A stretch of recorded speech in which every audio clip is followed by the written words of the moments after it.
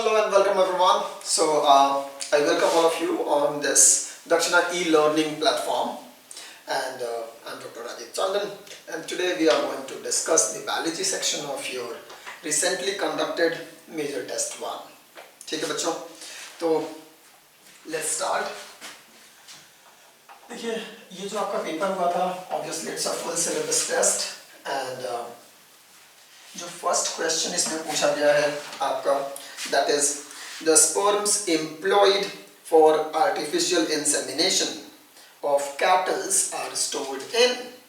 Option है liquid nitrogen, dry ice, liquid oxygen या liquid ammonia. देखो बच्चों, जो स्पर्म हम यूज करते हैं फॉर आर्टिफिशियल इंसेमिनेशन, इसको हम स्टोर करते हैं इन लिक्विड नाइट्रोजन. कहाँ स्टोर करते हैं? लिक्विड नाइट्रोजन में. Okay, in liquid nitrogen. क्यों? क्योंकि इसका जो टेम्परेचर है it is around -196 degree Celsius, और at this temperature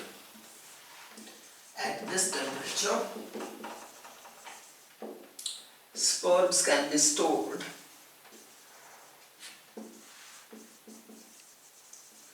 for a longer time.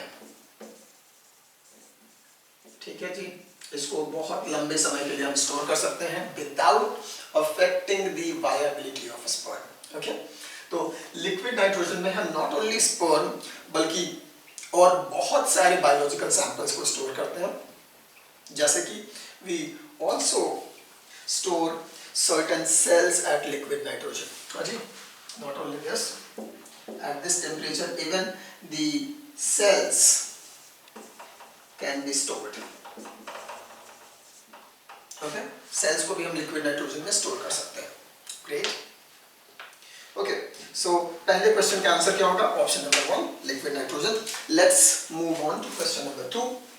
जो सेकंड क्वेश्चन है बेटा, वो देखिए क्या कह रहा है आपका. Second question says non porous wood is found in. हाँ जी, बात किसकी हो रही है? नॉन पोरस वुड की. हम बात कर रहे हैं नॉन पोरस वुड. ओके, अब देखिए ऑप्शन क्या दिया है? Dicot, monocot, gymnosperm and pteridophyta. Now let me tell you कि टेरिडोफाइटा एंड मोनोकॉट, इन दोनों में तो वुड का फॉर्मेशन होता ही नहीं है. ठीक है, मोनोकॉट और टेरिडोफाइटा में वुड का फॉर्मेशन नहीं होता है. तो ऑप्शन क्या बच गया आपके पास? Dicot and gymnosperm. Now let me tell you कि जो डाइकॉट्स होते हैं उनमें वेसल्स होते हैं, उसकी वजह से आपका जो वुड है वो पोरस होगा. जिम्नोस्पर्म में वेसल्स एब्सेंट होते हैं. Only water conduction is done only by the tracheids, and इसीलिए इसका जो वुड होता है वो रिलेटिवली लेस पोरस होता है या नॉन पोरस होता है. ओके, तो आंसर क्या होगा बच्चा? आंसर होगा आपका third, gymnosperm. So non porous wood is found in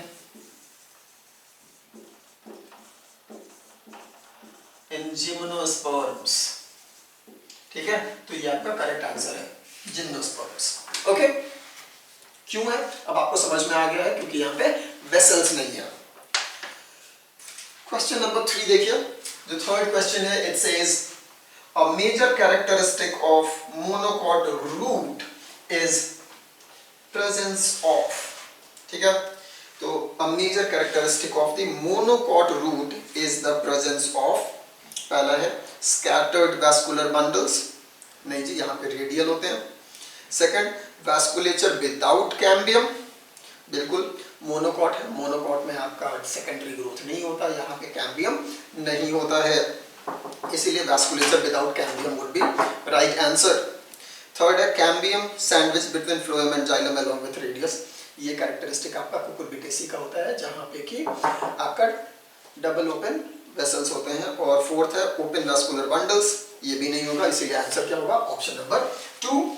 so monocot का जो रूट है वो कैसा है? Vasculature without cambium. Okay, great.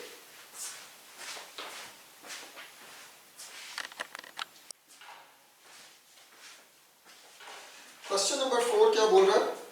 इन cDNA formation reverse transcriptase forms. देखिए बच्चा, सी डीएनए होता क्या है? C DNA is complementary DNA. Okay, C DNA का मतलब क्या है? Complementary DNA.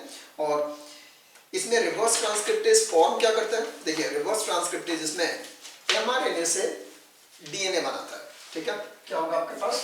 आपके पास होगा एमआरएनए, एमआरएनए, और एमआरएनए को देख करके हम लोग क्या बना रहे हैं यहाँ पे? डीएनए। और ये क्या हो जाएगा? डीएनए का स्ट्रैंड, और ये सब आपस में क्या हो जाएंगे? हाइड्रोजन बॉन्ड से जुड़ जाएंगे। तो ये आपका डीएनए का स्ट्रैंड होगा, और ये आरएनए का। किसने बनाया? इस एमआरएनए से रिवर्स ट्रांसक्रिप्टेज ने किया, रिवर्स ट्रांसक्रिप्टेज। ओके, तो रिवर्स ट्रांसक्रिप्टेज क्या बना रहा है? ये बना रहा है एमआरएनए डीएनए हाइब्रिड। तो ये जो मॉलिक्यूल बना है, ये पूरा मॉलिक्यूल क्या है? It is mRNA DNA hybrid. ये बात समझ में आ रही है? ये बात समझ में आ रही है? ठीक है, तो जो रिवर्स ट्रांसक्रिप्टेज है वो एमआरएनए डीएनए हाइब्रिड का फॉर्मेशन करता है। Option number 4। क्वेश्चन नंबर 5 देखेंगे हम लोग।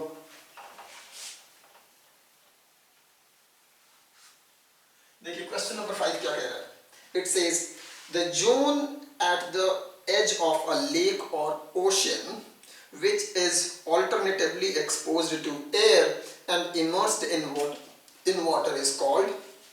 देखिए, तो अगर हम लेक या फिर अगर हम ओशियन की बात करते हैं, अगर स्पेशली हम लोग ओशियन की बात करते हैं, तो उसके किनारे में कुछ ऐसे रीजन्स होते हैं जो लो टाइड के समय में एक्सपोज रहेंगे एयर को, और हाई टाइड में इन पे पानी आ जाएगा, तो ये क्या हो जाएंगे?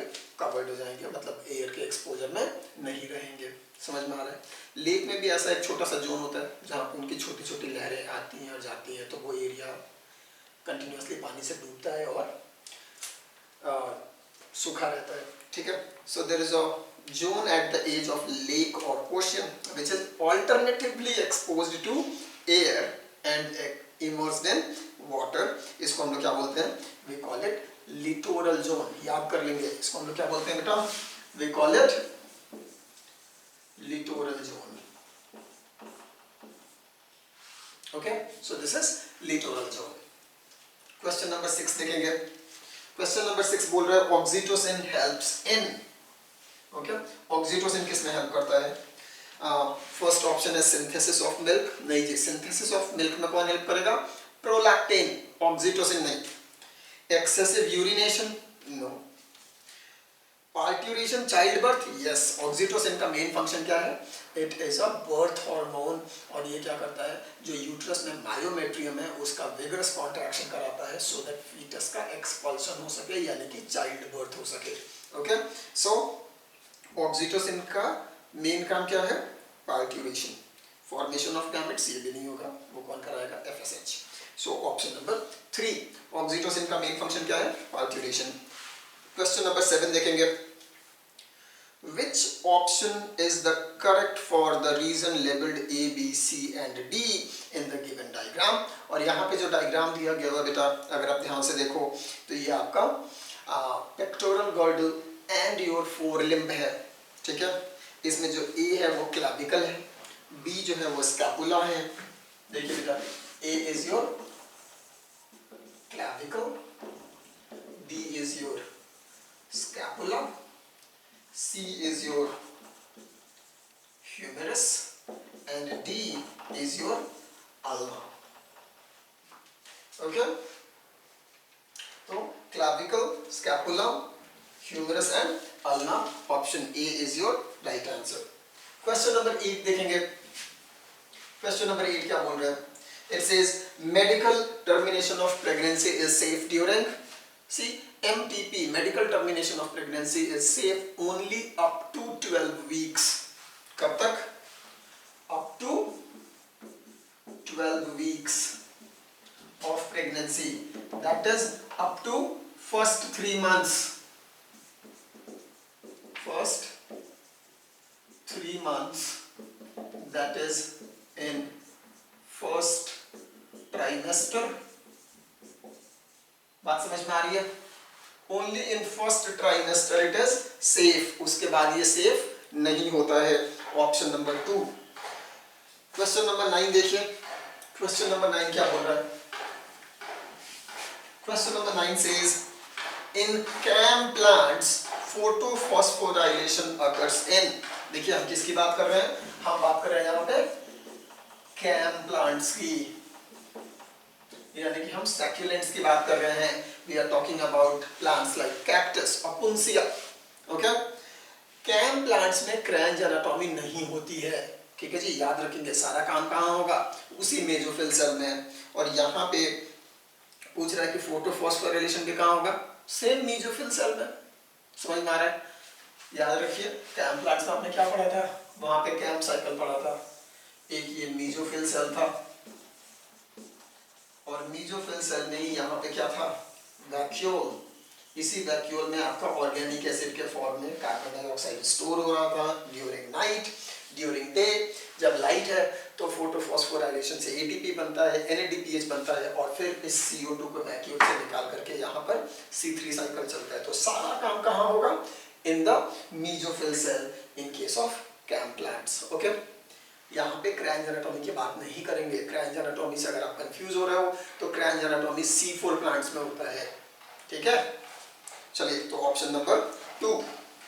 क्वेश्चन नंबर 10 देखेंगे। क्वेश्चन नंबर 10 देखिए, बोल रहा है large area neither sensory nor motor located in cerebrum called। देखिए बच्चों, सेरिब्रम में 3 तरह के एरिया होते हैं। ठीक है, अगर हम सेरिब्रम की बात कर रहे हैं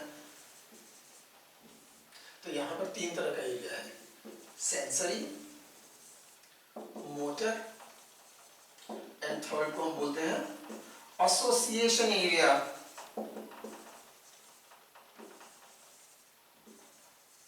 क्या बोलते हैं? Association area. ओके, तो the large part of cerebrum is actually association area. और इसका फंक्शन क्या है? जो भी आपका सेंसरी इनपुट आया है, उस सेंसरी इनपुट के बेसिस पर it is going to make decisions, और डिसीजन बनाने में it make use of your previous experience और मेमोरी। ठीक है, तो मान लीजिए कि एक आपके पास इनपुट आया, ठीक है, एक पर्टिकुलर प्लांट का। Now based on the previous memory you will try to recognise कि ये प्लांट कौन सा है, और उसके बेसिस पर फिर आप क्या करोगे? अपना एक डिसीजन बनाओगे कि इस प्लांट को छूना है या नहीं छूना है। ओके, एंड देन अकॉर्डिंगली आपका मोटर एरिया काम करेगा। बात समझ में आ रही है? This is the very basic networking of your brain. So इसका करेक्ट आंसर क्या होगा? इसका करेक्ट आंसर होगा option number 2, association area. Question number 11 देखेंगे बच्चों। देखिए क्वेश्चन नंबर 11 क्या बोल रहा है? क्वेश्चन नंबर 11 कॉकरोच से रिलेटेड है, और ये बोल रहा है following are cockroach mouth parts, choose the incorrect pair. पहला है लैब्रम, अपर लिप, बिल्कुल सही बात है। कॉकरोच के माउथ पार्ट्स होते हैं, उसमें जो लेब्रम होता है वो अपर लिप है, और जो लेबियम है वो लोअर लिप है। मैग्जिला जॉ को नहीं बोलते हैं, मैग्जिला मैंडिबल बोलते हैं जॉ को। ठीक है जी, तो जॉ क्या है? मैंडिबल है, not maxilla. So this is incorrect, option number 2 is incorrect. And fourth hypopharynx, tongue, सही है। तो आपका सही आंसर क्या होगा? Option number 2। ठीक है जी, अगर आपको कंफ्यूजन है please go and revise your cockroach का mouth parts. Okay, question number 12 देखते हैं बच्चों। कंसिडर द फॉलोइंग 4 स्टेटमेंट्स, ठीक है, and select the option which includes all correct only. ठीक है, तो इनमें से जितने सारे सही हैं उनको आपको बताना है। ठीक है, पहला है the menstrual flow results due to breakdown of myometrium lining of uterus and its blood vessels। सही बात है। हाँ जी, जो आपका menstrual flow है वो किसकी वजह से होता है? Because of breakdown of your endometrium। ठीक है जी, तो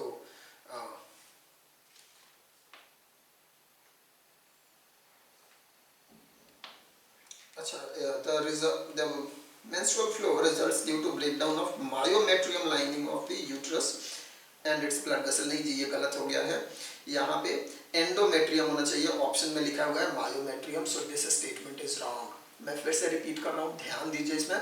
यहाँ पे लिखा है the menstrual flow results due to breakdown of myometrium lining of uterus and its blood vessels.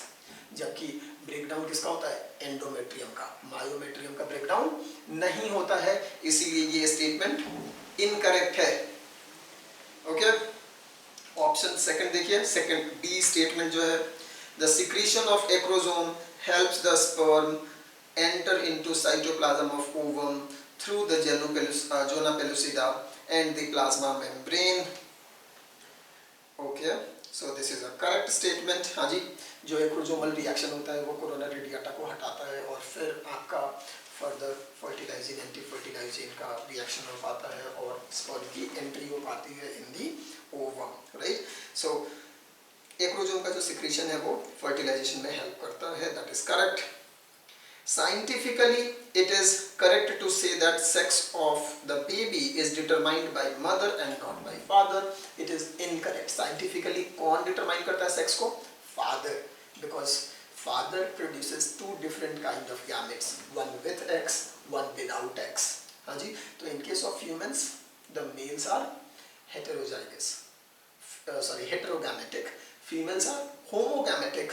अगर हम सेक्स क्रोमोसोम की बात कर रहे हैं तो, ठीक है, इसीलिए ये स्टेटमेंट भी गलत है। फोर्थ बोल रहा है, the blastomere in the blastocyst are arranged into an outer layer called trophoblast and it gets differentiated as embryo. ये गलत बात है। हाँ जी, जो आउटर सेल्स है ट्रोफोब्लास्ट वो एक्स्ट्रा एम्ब्रियोनिक मेम्ब्रेन में कन्वर्ट होते हैं, ना कि एम्ब्रियो में। एम्ब्रियो में कौन डेवलप होगा? The inner cell mass. तो ए, सी एंड डी तीनों इनकरेक्ट है। सही क्या है? सिर्फ और सिर्फ B statement, option number 4 will be your correct answer. Okay, ठीक है, ओनली बी स्टेटमेंट। ये बात समझ में आ रही है? याद रखेंगे कि मेंस्ट्रुअल फ्लो में ब्रेकडाउन किसका होता है? Breakdown of endometrium, not myometrium. Myometrium का ब्रेकडाउन नहीं होता है, किसका होता है? एंडोमेट्रियम का। ये बात ध्यान रखेंगे। Okay, so let's move on to question number 13। 13 जो क्वेश्चन है वो बोल रहा है, metal ions are cofactors which forms coordination bond with side chain at the active site and at the same time from one or more coordination bond with the substrate. बिल्कुल सही बात है जी। अगर मेटल कोफैक्टर्स है किसी enzymes के तो वो आपके साइड चेन एंड साथ में सबस्ट्रेट दोनों के साथ क्या करते हैं? इंटरैक्ट करते हैं। This is correct statement.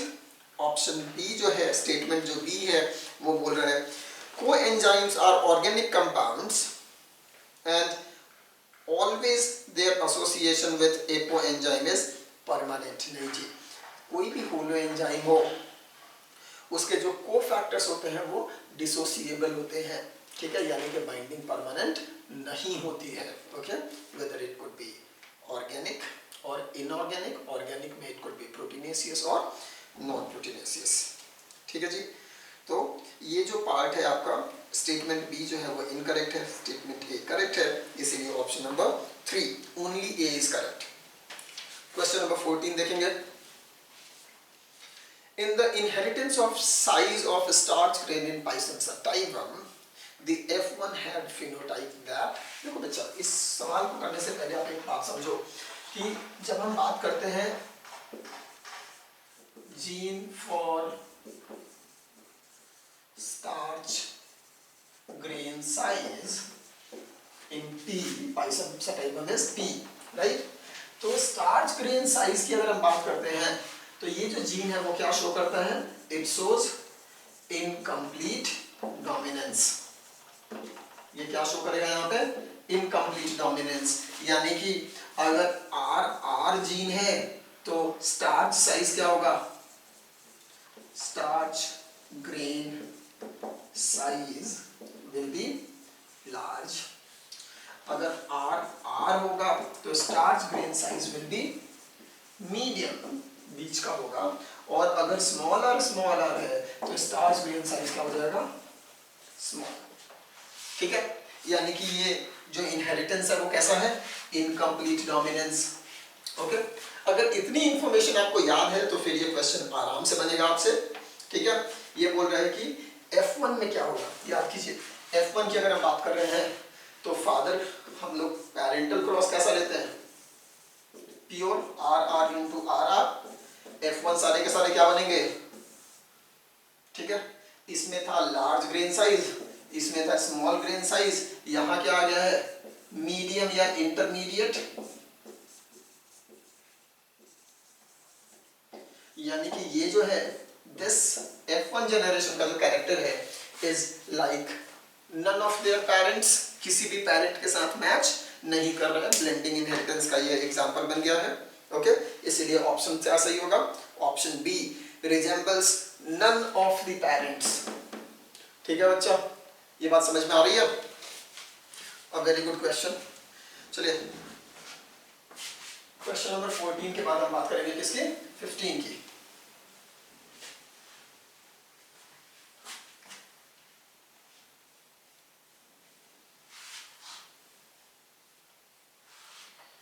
Question number 15 देखिए क्या है। A plant with smallest genome is, देखिए ये एक डेटा है, आपको याद रखना है। प्लांट किंगडम में स्मॉलेस्ट जीनोम जो है वो in the given example it will be of Arabidopsis thaliana, ठीक है, जो कि यूज किया जाता है इन जेनेटिक रिसर्च। ओके, तो एग्जांपल ये याद रखेंगे, Arabidopsis thaliana, it has smallest genome in plant kingdom। Question number 16, in pteridophytes prothallus produces. Pteridophyta में जो प्रोथैलस है वो क्या होता है, वो हैप्लॉइड स्ट्रक्चर होता है, याद रखेंगे। ठीक है, अगर टेरिडोफाइटा का आपको लाइफ साइकिल याद है, किसकी बात करें हम लोग, टेरिडोफाइटा, तो याद कीजिए टेरिडोफाइटा में हम लोग देखते हैं यहाँ पे कुछ स्पोर्स बनते हैं, दीज आर स्पोर्स, जो कि क्या होता है हैप्लॉइड। और ये जो स्पोर्स हैं ये फर्दर डेवलप करते हैं इन प्रोथैलस। ठीक है, और याद रखिएगा यहाँ पे मैं होमोस्पोरस टेरिडोफाइटा की बात कर रहा हूँ, हेट्रोस्पोरस टेरिडोफाइटा की बात नहीं कर रहा हूँ। Please make a note of it, it is very important, है ना, कि यहाँ पे मैं होमोस्पोरस टेरिडोफाइटा की बात कर रहा हूँ, हेट्रोस्पोरस की बात नहीं कर रहा हूँ। हेट्रोस्पोरस का लाइफ साइकिल चेंज होगा। ठीक है, तो जो स्पोर्स हैं प्रोथैलस बनाते हैं ग्रो करके। प्रोथैलस जो है ये एक्चुअली में ग्रो करेगा इन द गैमेटोफाइट। ओके, और ये जो गैमेटोफाइट है, ऑब्वियसली प्रोथैलस भी एन होता है, गैमेटोफाइट भी एन होगा। ये जो गैमेटोफाइट है इसके ऊपर फिर ग्रो करेंगे antheridium and archegonium. Antheridium and archegonium, basically male and female sex organ. Okay, antheridium में क्या बनेंगे और आर्किगोनियम में क्या बनेगा। देखिए एंथीरिडियम जो है इसके अंदर मेल गैमेट्स बनेंगे जिनको हम बोलेंगे एंथेरोजॉइड्स। एंथेरोजॉइड्स जो कि क्या होंगे, मेल गैमेट्स। और इसमें क्या बनेगा, यहाँ पे वेंटर बनेगा जिसमें कि आर्किगोनियम बनेंगे। और आर्किगोनियम में बनेगा एग सेल। एग सेल फिर क्या होगा, फीमेल गैमेट। ठीक है, फिर इन दोनों का क्या हो जाएगा, fertilisation. There will be act of fertilisation. और फर्टिलाइजेशन यहाँ पे with the help of water होता है, इसीलिए इसको हम जोइडोगैमी बोलते हैं। उससे क्या बनेगा यहाँ पे 2n जाइगोट। और 2n जाइगोट यहाँ पे क्या बन जाएगा, यहाँ पे बनेगा zygote which will be 2n। And zygote से फिर एम्ब्रियो, और एम्ब्रियो से फिर आपका क्या बनेगा, स्पोरोफाइट। स्पोरोफाइट से फिर से spores by the help of meiosis, reductional division, जिसको कि हम लोग मियोसिस भी कहेंगे। ठीक है जी, तो इस लाइफ साइकिल में देखो प्रोथैलस से क्या डेवलप होता है, प्रोथैलस से डेवलप होगा आपका एंथीरिडियम एंड आर्किगोनियम, यानी कि मेल एंड फीमेल गैमेट। ठीक है जी, ये बात समझ में आ रही है। एक चीज और यहाँ पे ध्यान रखेंगे, लर्निंग है हमारी, जो गैमेटोफाइट है गैमेटोफाइट होता है एवैस्कुलर। गैमेटोफाइट कैसा है? एवैस्कुलर, यानी कि इसमें कोई भी वैस्कुलर बंडल नहीं होगा। प्लस इट इज थैलॉइड, मतलब इसकी बॉडी जो है वो थैलस लाइक होगी, मतलब इसकी बॉडी रूट स्टेम लीफ में डिफरेंशिएटेड नहीं होगी। ये बात समझ में आ रहा है? ठीक है। अब इतने इंफॉर्मेशन को जानने के बाद ये क्वेश्चन आप इजीली कर सकते हो। In pteridophyta prothallus produces antheridia and archegonia. Antheridia and archegonia. Sporangia ये नहीं करेगा, वैस्कुलर टिश्यू भी नहीं करेगा, रूट स्टेम लीफ भी नहीं करेगा। Option number 4 is your correct answer. ठीक है। क्वेश्चन नंबर 17 हम लोग देखेंगे।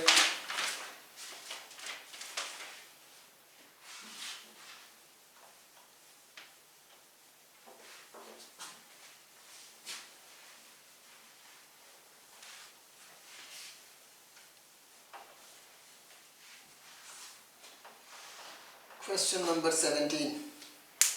देखिए, it says read the features of phylum Porifera listed below.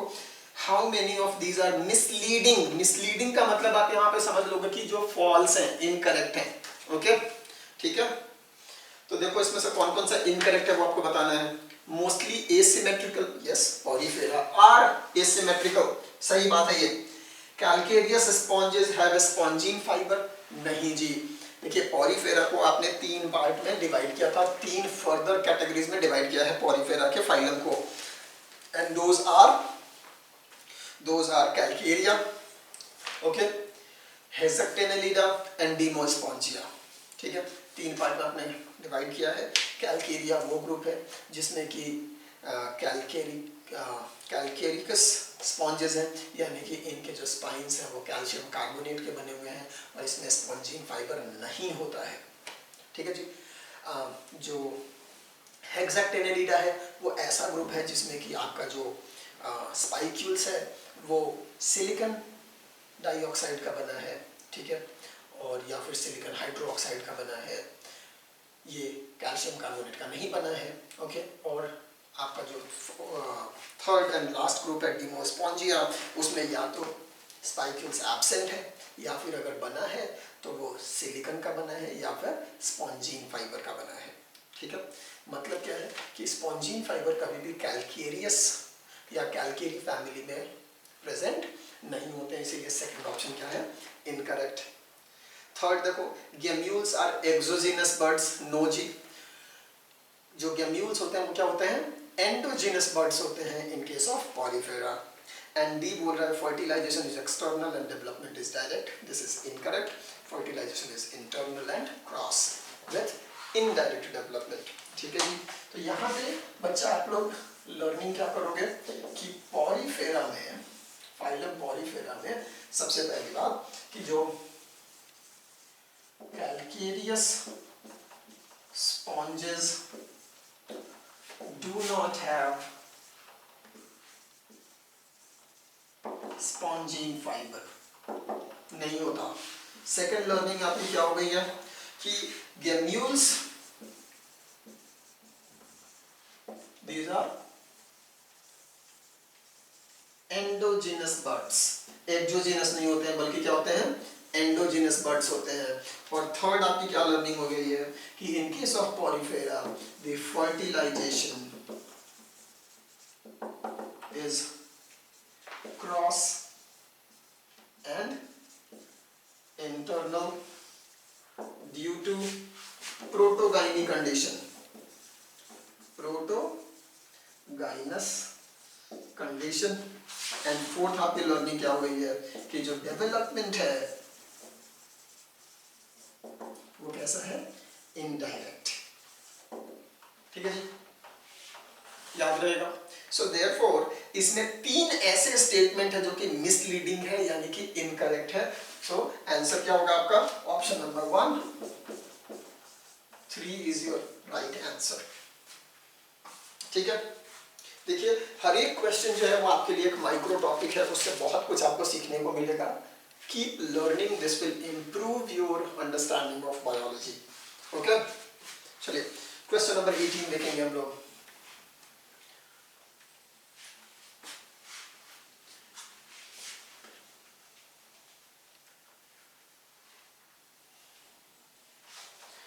Question number 18.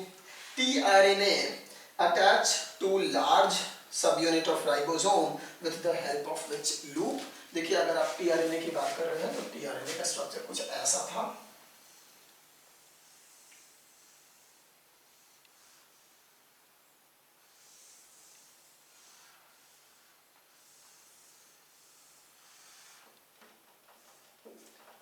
Prime 3 prime ये स्टेम लूप है, सॉरी ये स्टेम है, ये लूप है, ये क्या है एंटीकोडोन लूप, ये क्या है DHIC लूप, और ये क्या है PIC लूप. ठीक है जी, सॉरी ये DHU लूप है. ओके, नाउ याद रखेंगे कि एंटीकोडोन में यहाँ पर ये 3 क्या होते हैं, एंटीकोडोन लूप में यहाँ पर एंटीकोडोन्स होते हैं जो कि mRNA से बाइंड करते हैं, binds with mRNA. Okay, and DHU loop जो है this binds with the larger subunit of ribosome. ठीक है, ये किसके साथ बाइंड करता है, with the larger subunit of the ribosome. से इसलिए करेक्ट आंसर आपका क्या होगा, DHU लूप. जो 3 प्राइम लूप है यहाँ पर आपका ये यूनिट है और यहाँ पे होती है चार्जिंग, यहाँ पे कौन बाइंड करेगा, आपका अमाइनो एसिड. ठीक है, ऑब्वियसली एंजाइम कौन सा लगता है, अमीनो एसाइल सिंथेटेज. याद आ गया. तो इस क्वेश्चन का करेक्ट आंसर क्या है, option number 1.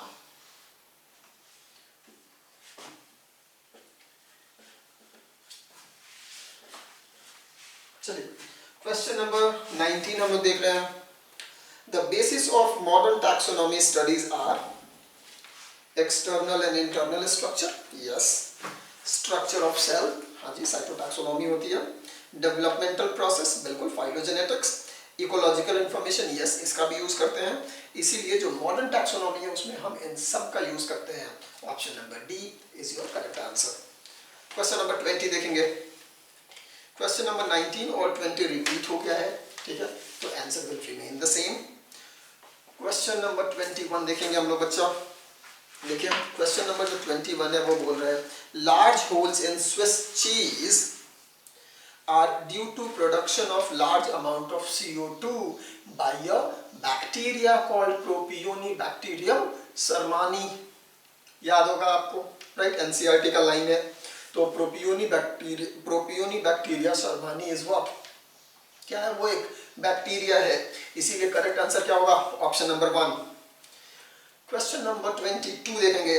Plasmodium enters the human body as, कैसे घुसता है, एज अ स्पोरोजोइट. ठीक है, life cycle of the plasmodium याद रखेंगे. जो इन्फेक्टिव स्टेज होता है वो कौन होता है, स्पोरोजोइट. ठीक है, तो ह्यूमन का इन्फेक्टिव स्टेज ही वो स्टेज है जिस स्टेज में वो ह्यूमन की बॉडी में एंटर करता है through the saliva of the female anopheles mosquito. हाँ जी, और ये जो स्टेज है वो कौन है, स्पोरोजोइट. इसीलिए करेक्ट आंसर क्या होगा, ऑप्शन नंबर 2. 23rd क्वेश्चन देखिए. यहाँ पे लैक ओपेरॉन का ब्लॉक डायग्राम दिया हुआ है और आपसे उसके बारे में कुछ स्टेटमेंट दिया हुआ है. पूछ रहा है कि कौन सा सही है.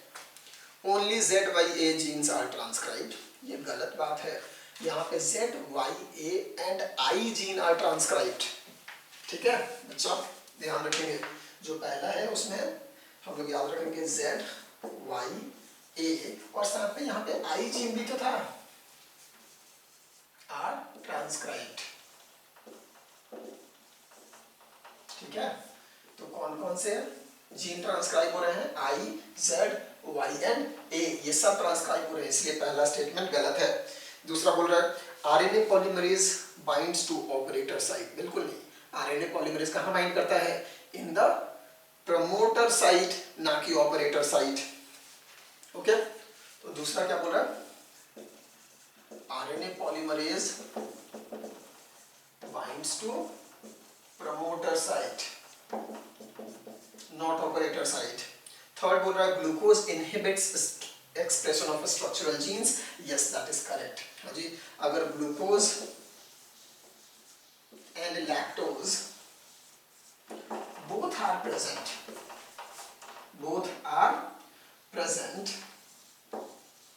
तो इस केस में lac operon is switched off. क्या होगा? स्विच ऑफ होगा.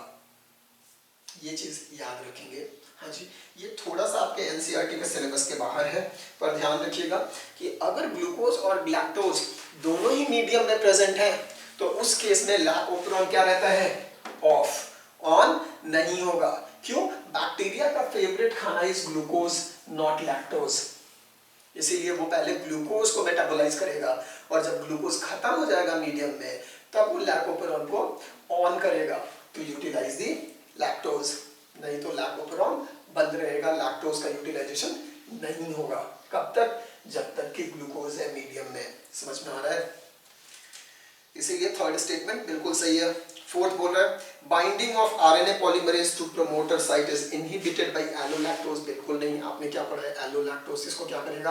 प्रमोट करेगा. ओके, तो first, second and fourth statement are incorrect. सिर्फ थर्ड स्टेटमेंट करेक्ट है. So correct answer is 3. Okay, question number 24 देखेंगे. When more than one adaptive radiations appeared to have occurred in an isolated area, one can call this, इसको हम क्या बोलेंगे? We call it convergent evolution. NCERT का straight forward line है. Okay, तो answer होगा fourth, convergent evolution. Question number 25 देखेंगे. Hanking observed that in few insects 50% of sperm received a specific nuclear structure, whereas other 50% sperm did not receive it. Hanking gave a name to this structure as Y body. ठीक है जी, इसको क्या बोला था? Y body. So correct answer is option number 1. Question number 26 देखेंगे. Question number 26 बोल रहा है cholecystokinin is a secretion of. हाँ जी, cholecystokinin जो है वो एक हार्मोन है जो कि आपका डिओडिनल म्यूकोसा से सिक्रीट होता है और ये क्या करता है? It causes contraction of the gall bladder to release bile as well as ये क्या करता है? Relaxation of the sphincter of Oddi for the release of bile and pancreatic juice into the duodenum. समझ में आ रहा है? तो ये बात आपको याद रखनी है. ये आपके ह्यूमन फिजियोलॉजी के डाइजेशन चैप्टर का पार्ट है.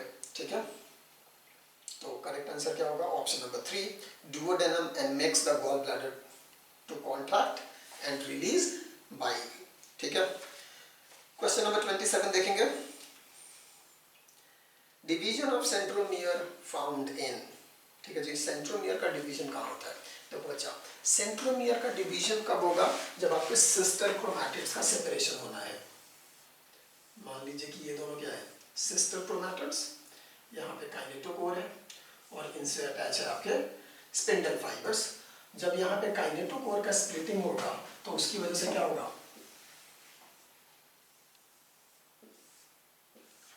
अब ये दोनों क्या बन गए? Daughter chromosomes. क्या बन गए? Daughter chromosome. पहले ये क्या थे? ये दोनों सिस्टर क्रोमैटिड्स. तो पहले एक ही क्रोमोसोम था, दिस वाज सिंगल क्रोमोसोम. अब क्या हो गए? 2 डॉटर क्रोमोसोम्स, यानी कि 2 क्रोमोसोम बन गए. समझ में आया? कब? जब क्या हुआ है? Splitting of centromere. ठीक है जी, और स्प्लिटिंग ऑफ सेंट्रोमियर कहाँ कहाँ होगा? ये होगा आपके एनाफेज में. एनाफेज यानी कि हम किसकी बात कर रहे हैं? माइटोसिस की. और दूसरा कहाँ होगा? एनाफेज 2 में, क्योंकि एनाफेज 2 मियोसिस 2 का पार्ट है और meiosis 2 is similar to mitosis. समझ में आ रहा जी? तो ये 2 जगह होगा. इसीलिए करेक्ट आंसर क्या है?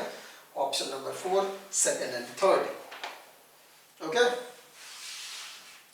क्वेश्चन नंबर 28 देखिए. जो नेक्स्ट क्वेश्चन है वो बोल रहा है सेंट्रोमियर डिवाइड्स ड्यूरिंग, हाँ जी, तो सेंट्रोमियर कब डिवाइड करता है? ऑप्शन जो है वो दिया है pachytene, anaphase 2, prophase and metaphase. Answer क्या सही होगा? एनाफेज 2।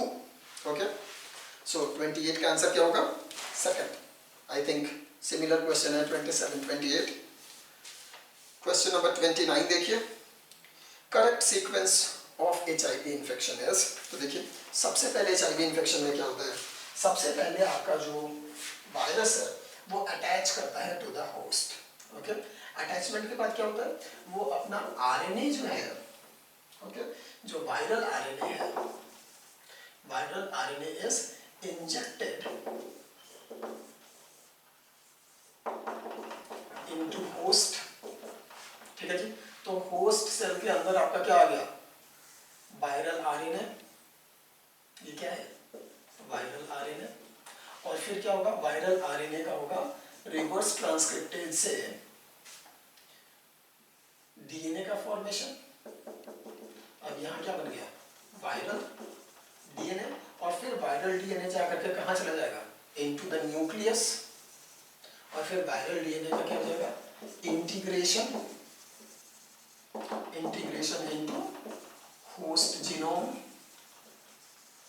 ठीक है जी, और एक बार जब वो इंटीग्रेट कर जाएंगे तो इंटीग्रेशन या इनकॉर्पोरेशन के बाद क्या होगा? इससे फॉर्मेशन ऑफ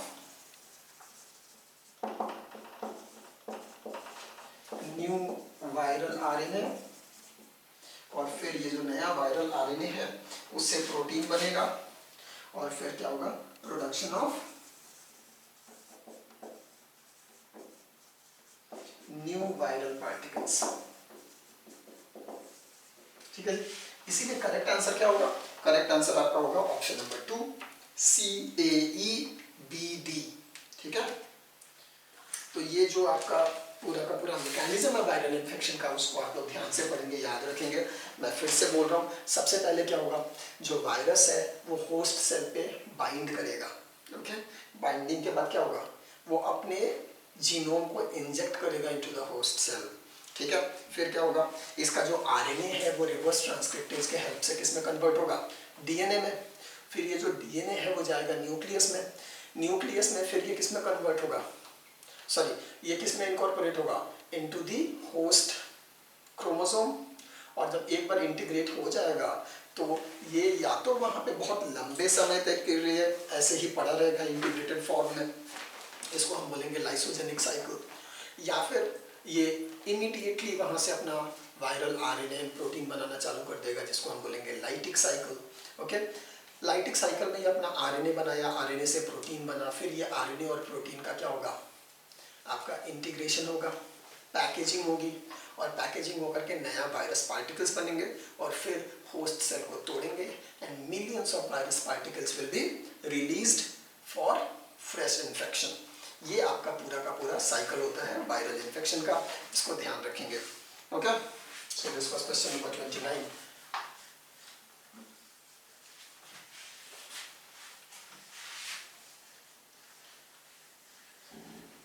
क्वेश्चन नंबर 30 देखेंगे।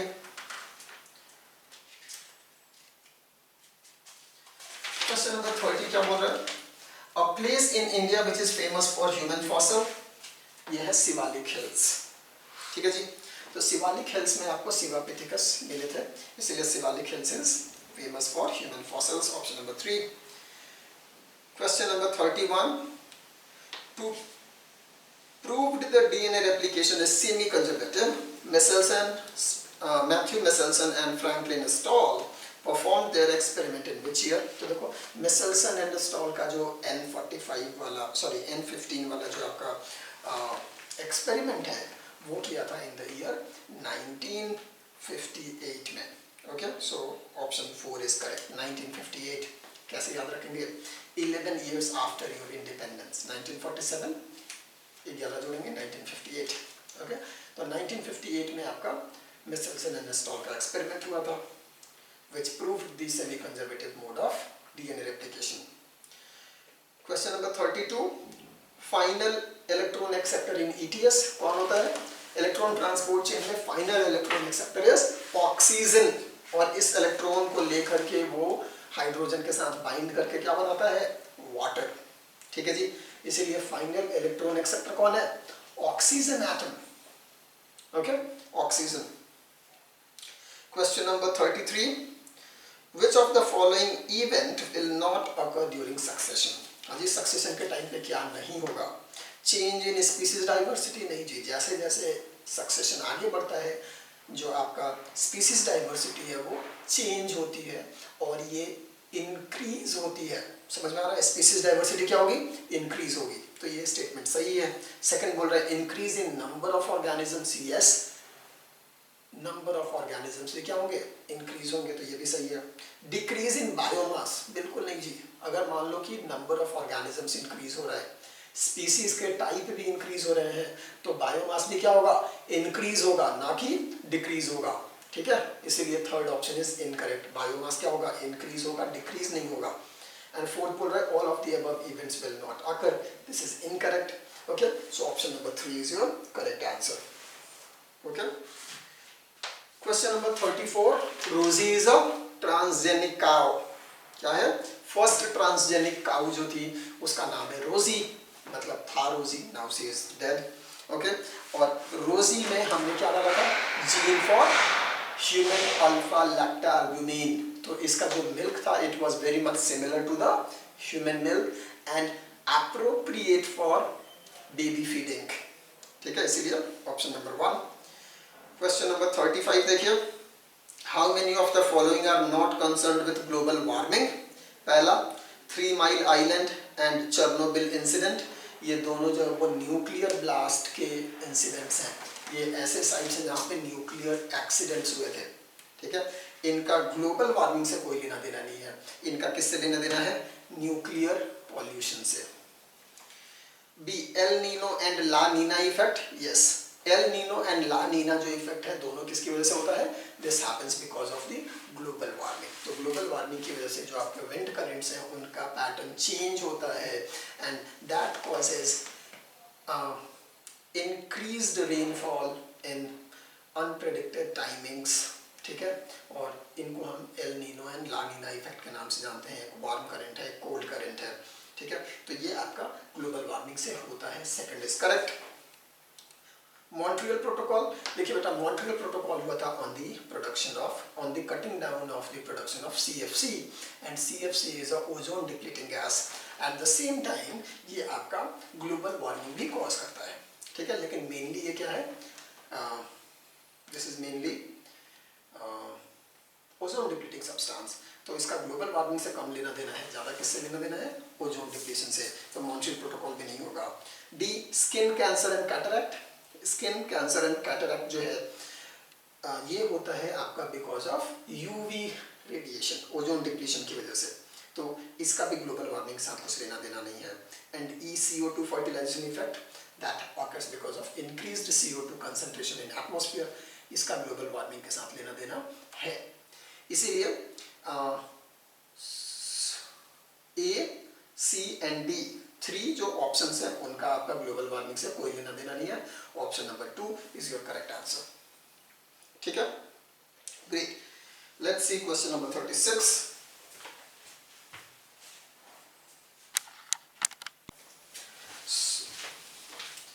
So 36, this question is match the column 1 and column 2 and choose the correct answer।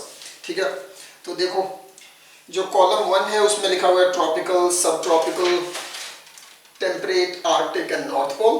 ठीक है, एंड कॉलम 2 में है 40 to 60, above 60 latitude, 20 to 40 degree latitude and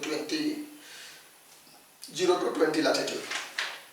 देखिए वी नो दैट कि जो ट्रॉपिकल होता है वो क्या होता है, 0 to 20 डिग्री लैटिट्यूड, सब ट्रॉपिकल क्या होता है 20 to 40 and temperate is 40 to 60 और आर्कटिक क्या होता है 60 to 90।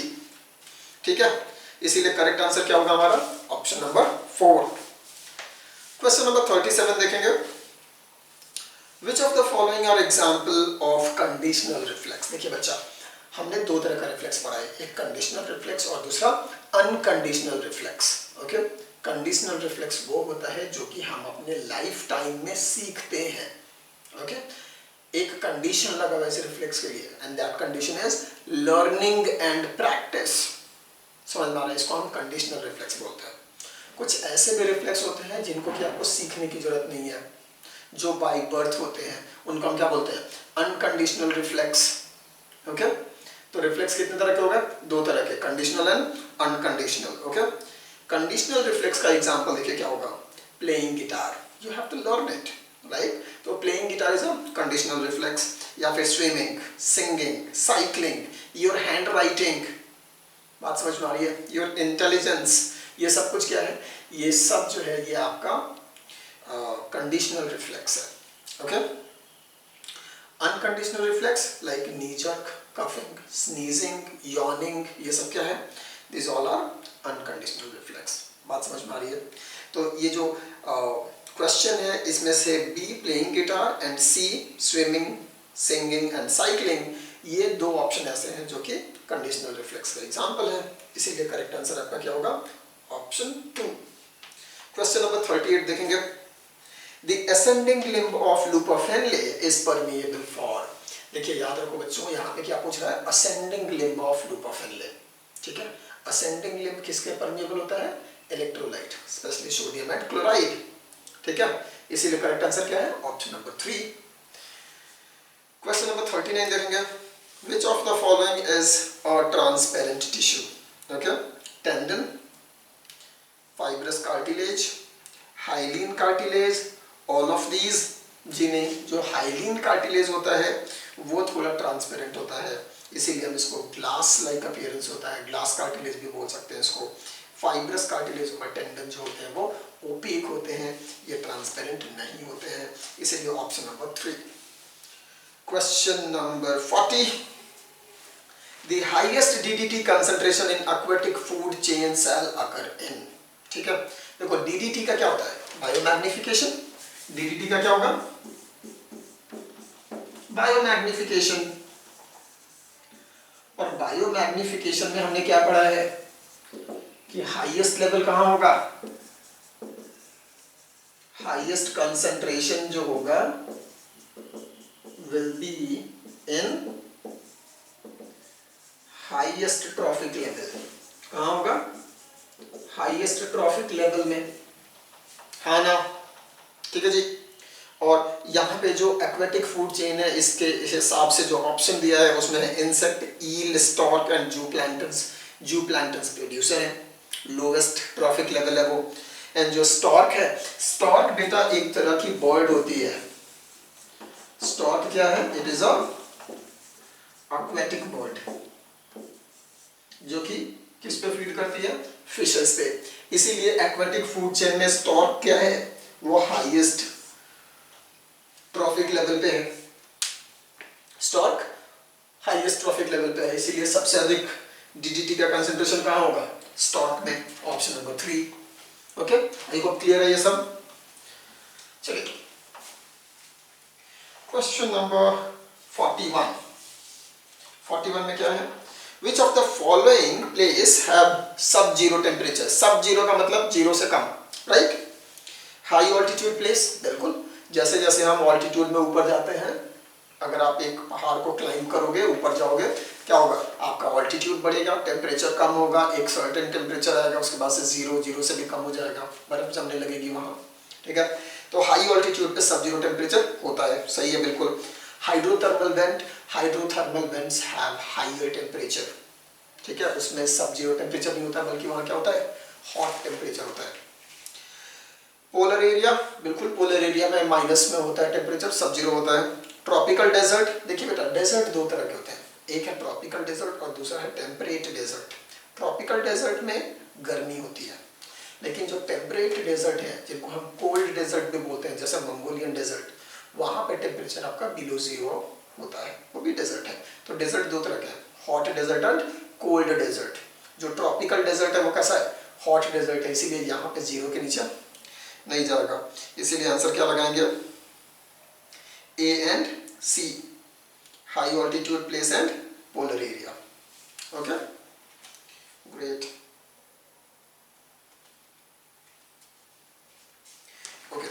Question number 42, which one of the following is a non reducing carbohydrate. ये आपने पढ़ रखा है, कौन होता है? सुक्रोज। ठीक है, तो non reducing carbohydrate is sucrose, option number 2। Question number 43 देखेंगे, अगेन मैच द कॉलम है। ओके, एएनएफ एंटी नाइट्रोयूरेटिक फैक्टर, ये क्या करता है? आपका ब्लड प्रेशर को डिक्रीज करता है।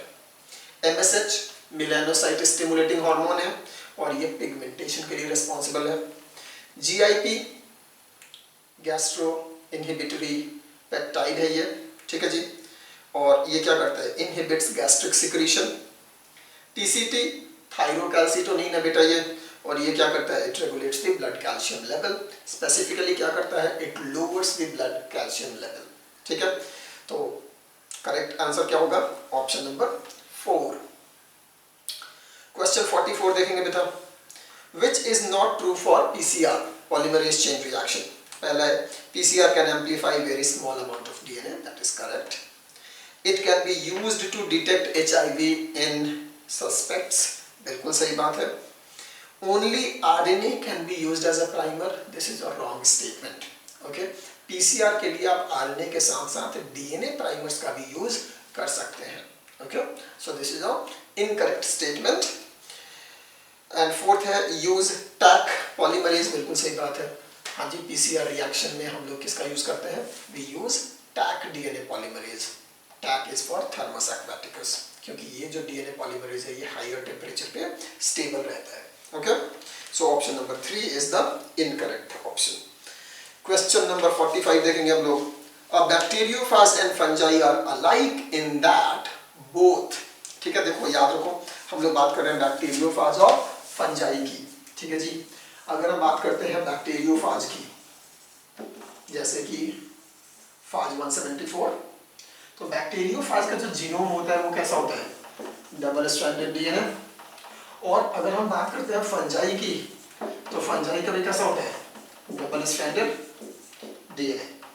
तो on the genetic material, on the basis of genetic material, bacteriophage and fungi दोनों क्या है? एक जैसे हैं, क्योंकि दोनों का जेनेटिक मटेरियल क्या है? Double stranded DNA. ओके, बाकी सब जो ऑप्शंस दिए हैं वो गलत है। क्यों? साइटोप्लाज्म बैक्टीरियोफाज में नहीं होता है, फंजाई में होता है। माइटोकॉन्ड्रिया फंजाई में होगा, वायरस में नहीं होगा। एंड ऑटोट्रोफिक ऑब्वियसली फंजाई या फिर आपका बैक्टीरियोफाज। बैक्टीरियोफाज तो लिविंग ही नहीं है, हाँ जी, इसीलिए हम उसको ऑटोट्रोफिक है कि हेट्रोट्रोफिक है ऐसी कोई बात करेंगे ही नहीं उसके लिए, जबकि फंजाई इज हेट्रोट्रोफिक। बात समझ में आ रही है? इसीलिए करेक्ट आंसर हम क्या लगाएंगे? Have double stranded DNA. Question number 46 देखेंगे, a schematic representation of chordate's embryo is shown in the figure. The structures marked A, B, C, D are respectively. देखिए जी, अगर हम लोग chordate embryo की बात कर रहे हैं यहाँ पे, तो chordate embryo के कुछ features होते हैं and they are something like this.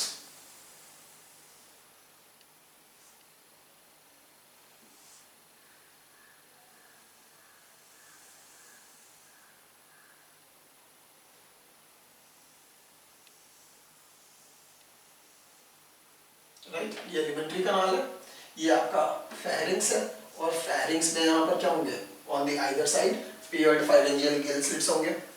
ये एनल ओपनिंग है, और ये जो रीजन है इसको हम क्या बोलेंगे? Post anal tell.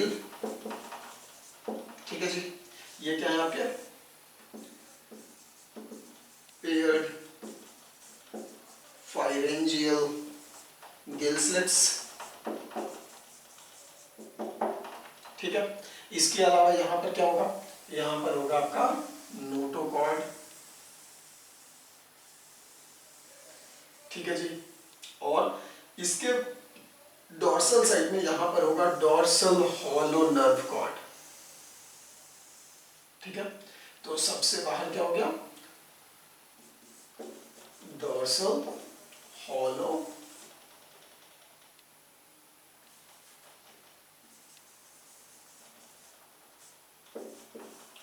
Nerve cord. उसके वेंट्रल साइड पे क्या हो गया आपका? Solid notochord. बात समझ में आ रही है? तो जब भी हम किसी वर्टिब्रेट के एम्ब्रियो की बात करते हैं तो उसमें ये सब कुछ होना चाहिए, पेयर्ड फाइलेंजियल स्लिट्स होना चाहिए, पोस्ट एनल टेल होना चाहिए, सॉलिड नोटोकॉर्ड होना चाहिए, डोर्सल हॉलो नर्व कॉर्ड होना चाहिए। यहाँ पर ए बी सी डी की अगर हम बात करें तो ए क्या है? A is post anal tail. B की अगर हम बात करें तो बी आपका क्या है? नोटोकॉर्ड। सी की बात करें तो C is your dorsal hollow nerve cord and D is your pharyngeal gill slits. बात समझ में आ रही है? ये डायग्राम देखिए, आपको सब समझ में आ जाएगा।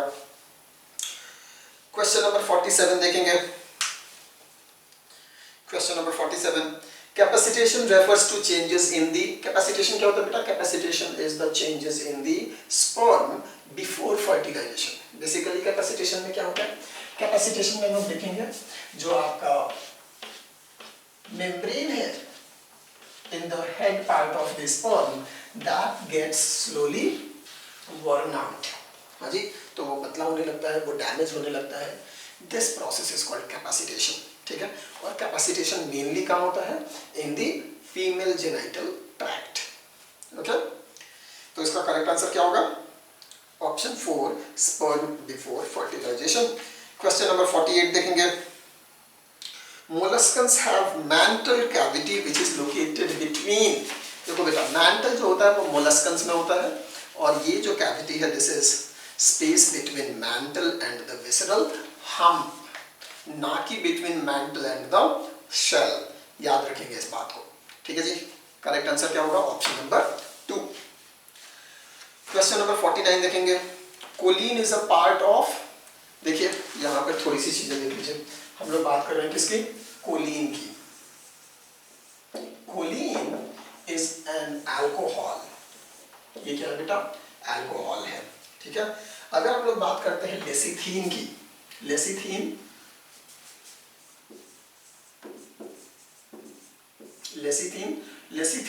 को हम लोग केमिकल लैंग्वेज में बोलेंगे DPPC, डाईपाल्मिटोइल फॉस्फेटिडाइल कोलिन। होता क्या है? देखिए ये एक लिपिड है, तो यहाँ पर ग्लिसरॉल होगा, CH2OH, CH2OH एंड CH2OH। ये क्या है बेटा? This is your glycerol. Okay, अब इस ग्लिसरॉल के 3 वैलेंसीज हो गए ऑलमोस्ट। पहले से यहाँ पर एक क्या लग जाएगा? Fatty acid. इस फैटी एसिड का नाम क्या है? पाल्मिटिक एसिड, ठीक है। और पाल्मिटिक एसिड कैसा होता है? C16।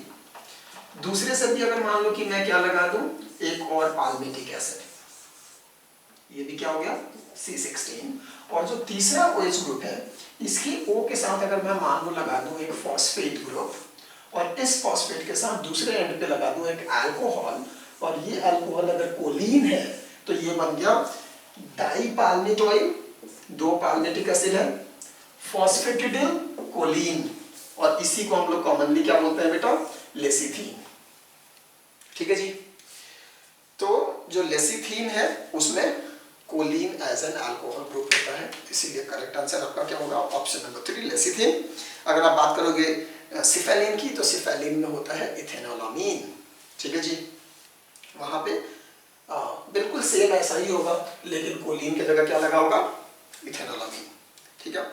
क्रोमालिपिड्स छोड़ दीजिए। स्टेरॉल्स जो हैं ये आपके कोलेस्टेरॉल लाइक स्ट्रक्चर्स होते हैं, ठीक है। सो उनमें ऐसा कोई भी चीज हमको देखने को नहीं मिलेगा। करेक्ट आंसर है आपका ऑप्शन नंबर 3। क्वेश्चन नंबर 50 देखते हैं।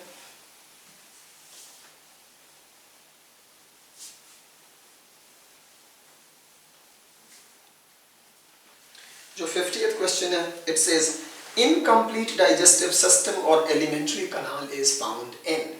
ठीक है जी, इनकम्प्लीट एलिमेंट्री कनाल या डाइजेस्टिव सिस्टम कहाँ मिलता है? एस्केहेलमिन्थिस। एस्केहेलमिन्थिस का मतलब होता है राउंड वर्म, और वहाँ पे कंप्लीट डाइजेस्टिव सिस्टम है क्योंकि वहाँ पे माउथ और एनस दोनों ही प्रेजेंट है। ठीक है जी।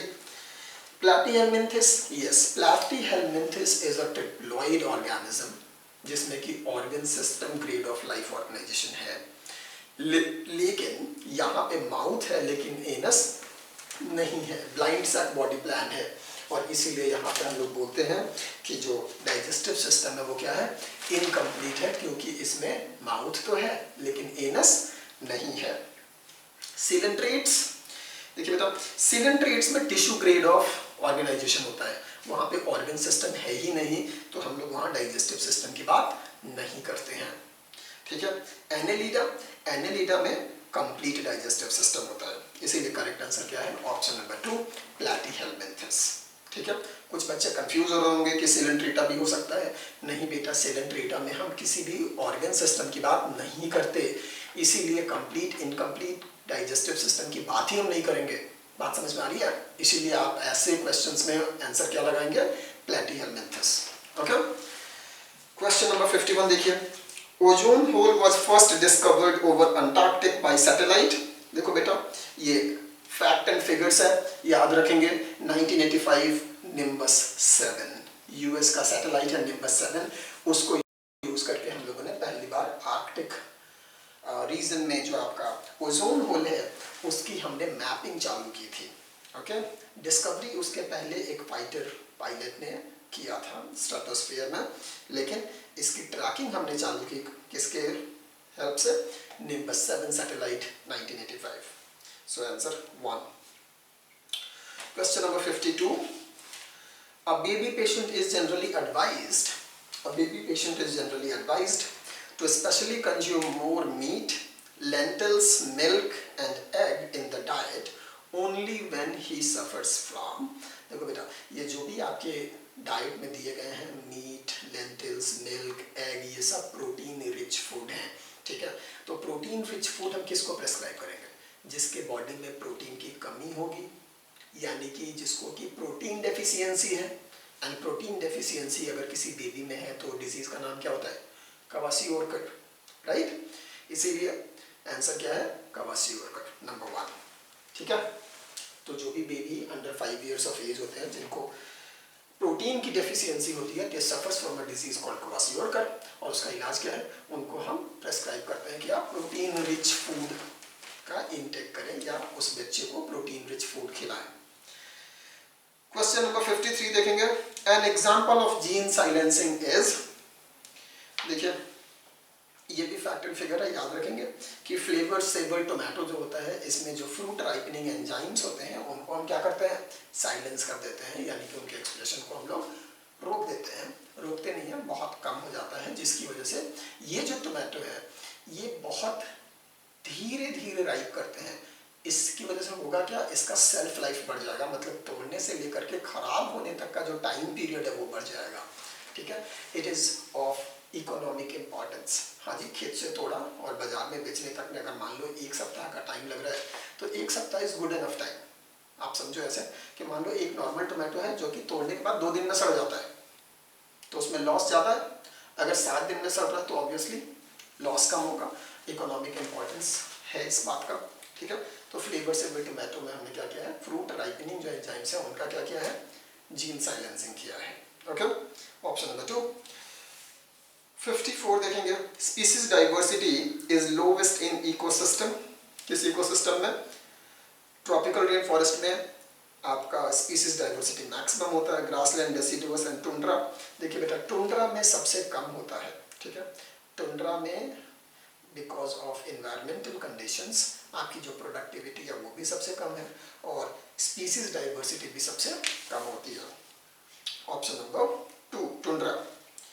क्वेश्चन नंबर 55 देखेंगे, green revolution was dependent to a large extent on plant breeding techniques for development of high yielding and disease resistant varieties of, option देखेंगे, wheat, rice, maize, all of the above. देखो बेटा, green revolution 1960s में हुआ था और उस समय हमने व्हीट, राइस और कॉर्न की यानी कि मेज की बहुत सारी disease resistant high yielding varieties develop की थी, राइट, इंडिया एंड अब्रॉड दोनों में, ठीक है। अब्रॉड में नॉर्मन ई बोरलॉग काम कर रहे थे और इंडिया में एम.एस. स्वामीनाथन, ग्रेट। मेनली ये सारा काम किसका है, नॉर्मन ई बोरलॉग का, ठीक है। तो ड्यूरिंग ग्रीन रेवोल्यूशन हमने इन तीनों क्रॉप पे बहुत ज़्यादा काम किया है, इसीलिए आंसर क्या होगा, option 4 all of these. Question number 56 देखेंगे, कोकोनट मिल्क कंटेन्स साइटोकाइनिन। ठीक है जी, कोकोनट मिल्क में क्या होता है, साइटोकाइनिन्स होता है, आपने पढ़ रखा बायो ऐसे में। क्वेश्चन नंबर 57 देखेंगे, how many points are correct about the given figure. जो गिवन फिगर है वो बैलेनोग्लोसस का है, जो कि एक हेमिकॉर्डेट है। ओके, एंड ये कॉर्डेटा में नहीं आता है, इनवर्टिब्रेट का है, एग्जाम्पल है ये, फाइलम है ये।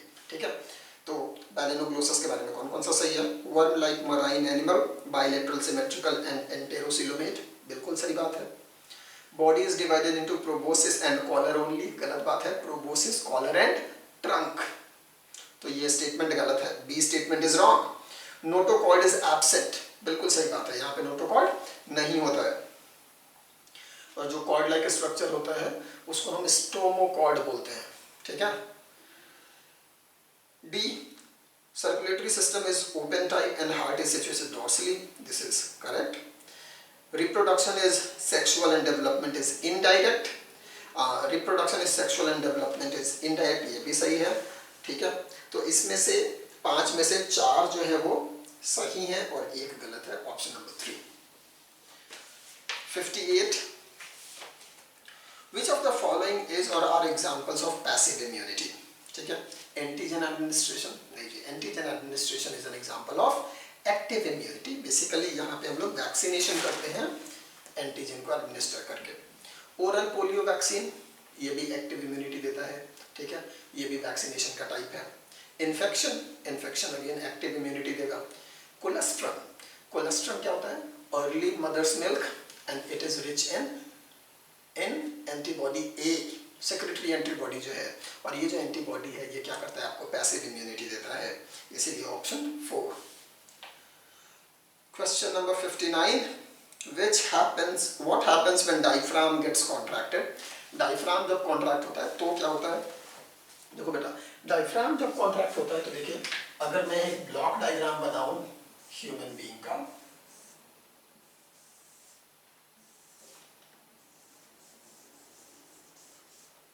ठीक है, ये ब्लॉक डायग्राम है, यहाँ पे आपका क्या है, diaphragm, this is your thoracic cavity and this is your abdominal cavity।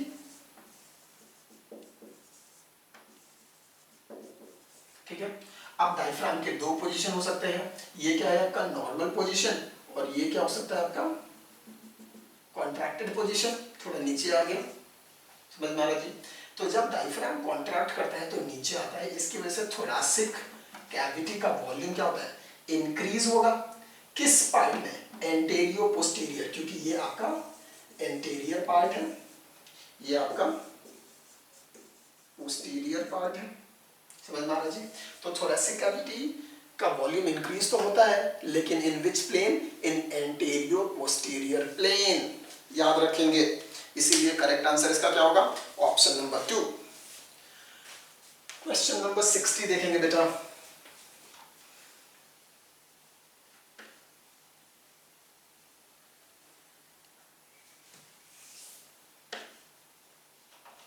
Question number 60 देखेंगे, glomerular capillaries are purely arterial, purely venous, arterial as well as venous, portal only. देखिए, जो आपके ग्लोमेरुलर कैपिलरीज होती हैं वो प्योरली आर्टेरियल होती हैं, याद रखेंगे। ठीक है जी, ग्लोमेरुलर कैपिलरीज ये क्या होती हैं, प्योरली आर्टेरियल। क्यों आर्टेरियल होती हैं, बिकॉज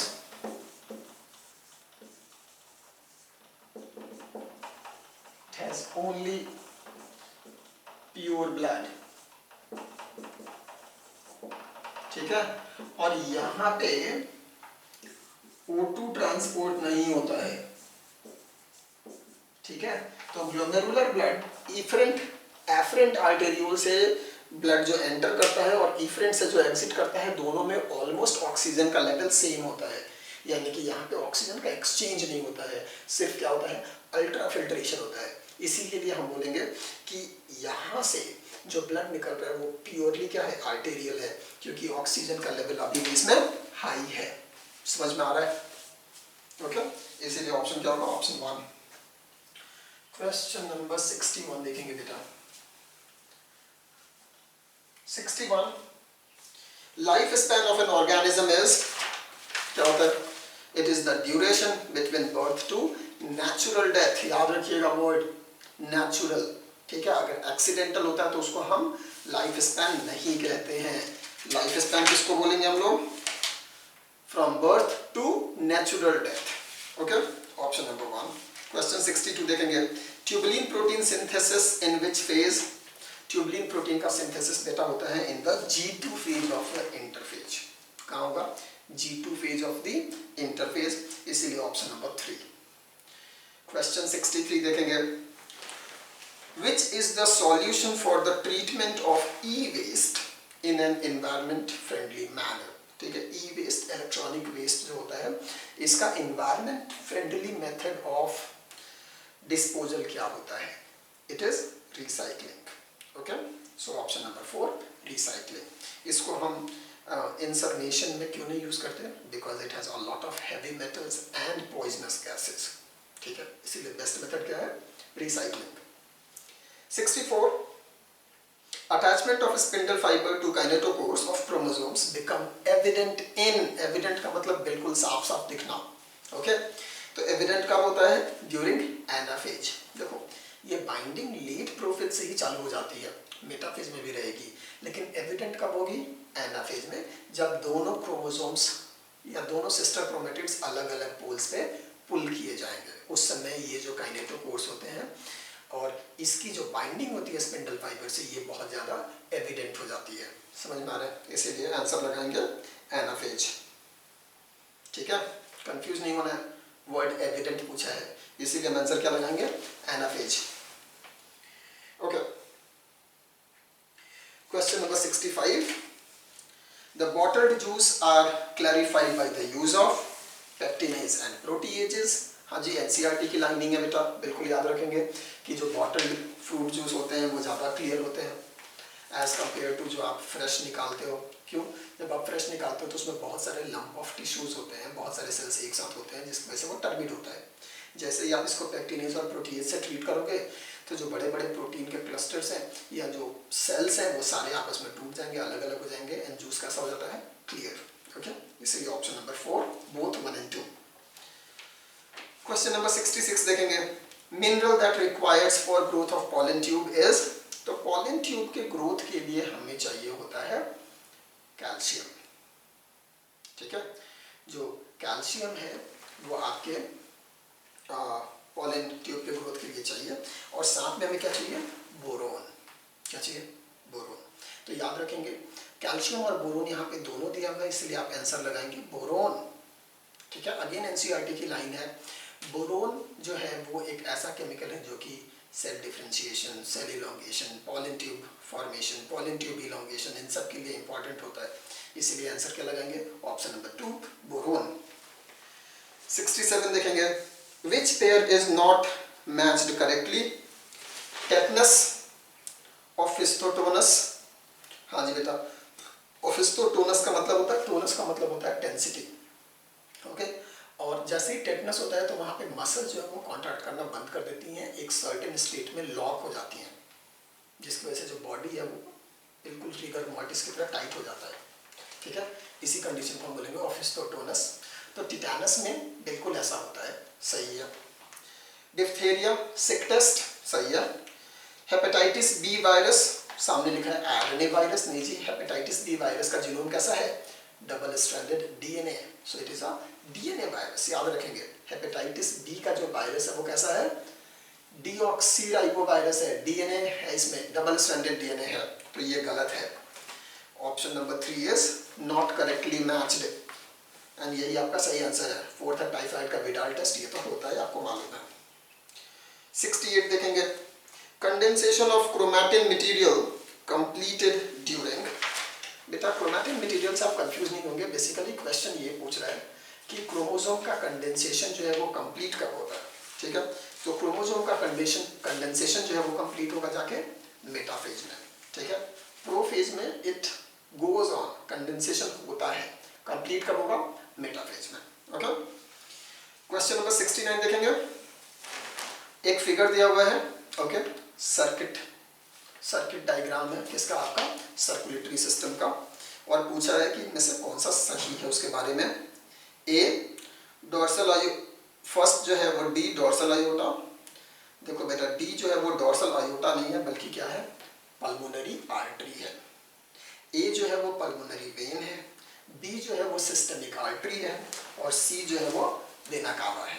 ओके, चलिए तो ऑप्शन नंबर 4 देखिए, option C vena cava takes blood from body parts to the right auricle, और सिंस इसमें वेनस ब्लड है, इम्प्योर ब्लड है, तो इसका पार्शियल प्रेशर ऑफ CO2 कितना होता है, 45 mm ऑफ Hg।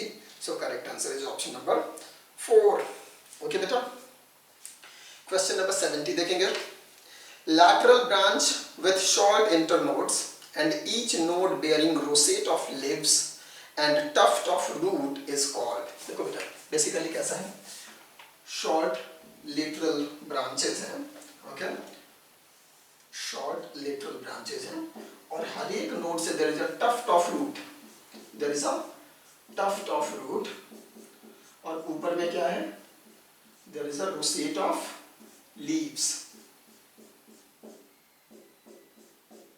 तो ये क्या है बेटा, दिस इज कॉल्ड ऑफसेट। इसको हम क्या बोलते हैं, ऑफसेट, जो आपको कहाँ देखने को मिलता है, एंटिस्टिया, आइकॉनिया, ट्रापा, इन सबों में। ओके, सो करेक्ट आंसर इसका क्या होगा, option 1 offset. Okay, great.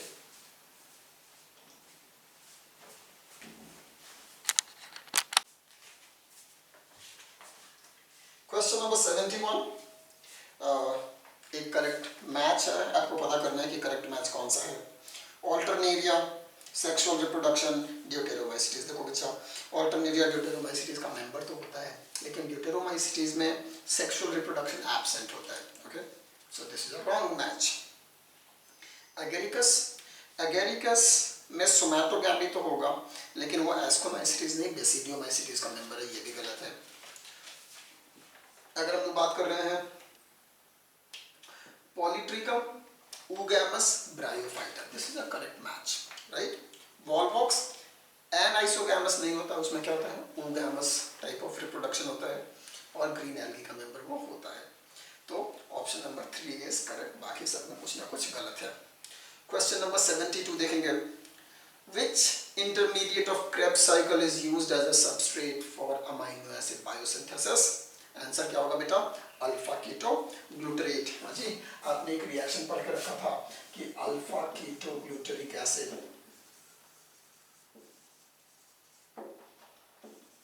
ग्लूटरिक acid, साथ में आपने क्या लगाया था, अमोनिया आयन, प्लस क्या लगाया था, NADPH, और ये किस में कन्वर्ट हो गया था, ये कन्वर्ट हो गया था ग्लूटामिक एसिड में, जो कि क्या है, एक अमाइनो एसिड। ठीक है, तो अमाइनो एसिड किससे बन रहा था, अल्फा कीटोग्लूटरिक एसिड के एमिनेशन से। समझ में आ रहा है, इसीलिए आंसर क्या होगा, second, alpha ketoglutaric acid. Question number 63 देखेंगे। Question number 73।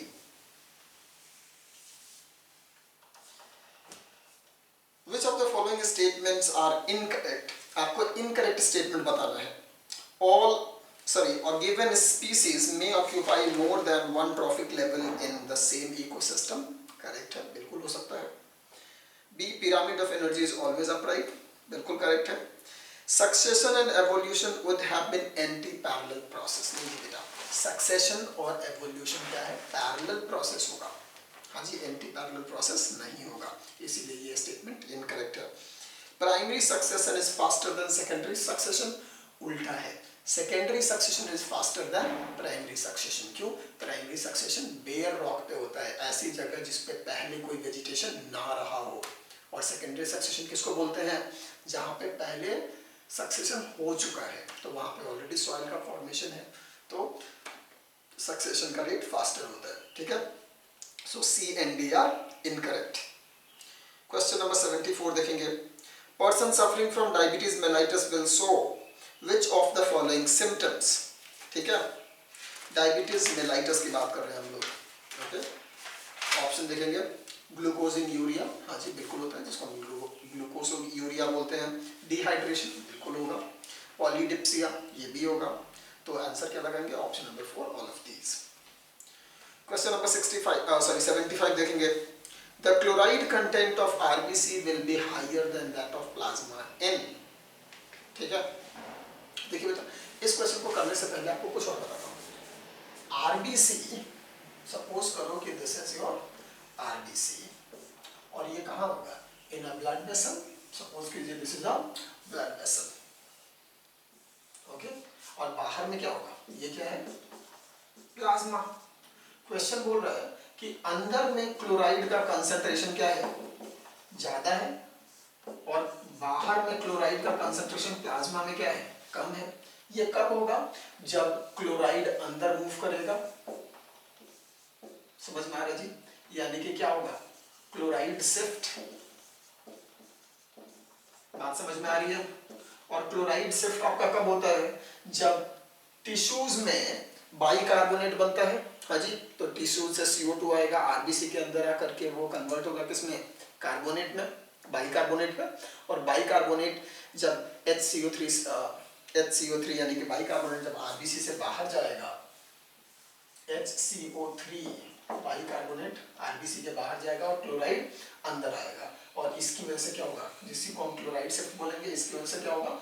आरबीसी के अंदर क्लोरीन का कंसंट्रेशन अधिक हो जाएगा और प्लाज्मा में क्लोराइड का कंसंट्रेशन कम हो जाएगा। ये कहाँ होता है? This is found in deoxygenated blood. कहाँ होगा? डीऑक्सीजनेटेड ब्लड में। समझ में आ रहा जी? तो डीऑक्सीजनेटेड ब्लड जहां जहां होगा वहां वहां पे हम देखेंगे कि आरबीसी में क्लोराइड का कंसंट्रेशन अधिक है, प्लाज्मा में कम है। इसीलिए करेक्ट आंसर क्या होगा? Systemic when and pulmonary arteries, क्योंकि दोनों में क्या होगा? Impure blood. ठीक है, क्वेश्चन नंबर 76 देखेंगे। क्वेश्चन नंबर 76,